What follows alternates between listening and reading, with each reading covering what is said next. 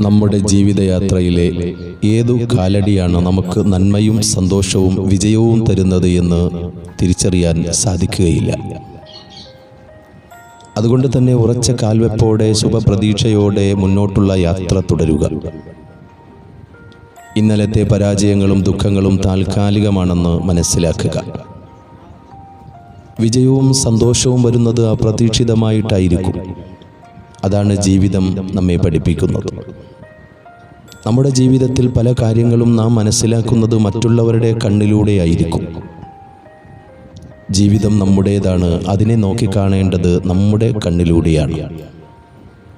കാര്യങ്ങൾ വ്യക്തമായി മനസ്സിലാക്കി കഴിഞ്ഞാൽ നമ്മുടെ കഴിവ് ഉപയോഗപ്പെടുത്തി മുന്നോട്ട് പോവുക തന്നെ ചെയ്യണം.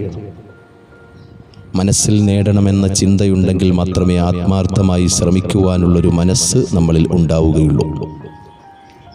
ലോകത്ത് മാറ്റം വേണമെന്ന് ആഗ്രഹിക്കുന്നവർ സ്വന്തം മാറ്റത്തിന് തയ്യാറാകണം. അപ്പോൾ മാത്രമാണ്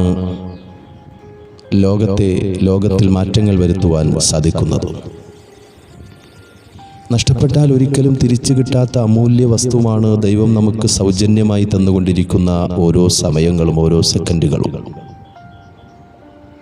അത് നഷ്ടപ്പെട്ടാൽ തിരിച്ചെടുക്കാനോ അത് ശേഖരിച്ചു വെക്കുവാനോ സാധ്യമല്ല. എന്നാൽ സമർത്ഥമായി ഉപയോഗപ്പെടുത്തി ജീവിതത്തെ വിജയിപ്പിച്ചെടുക്കുവാൻ ആ ഒരു സമയത്തിന് സാധിക്കും.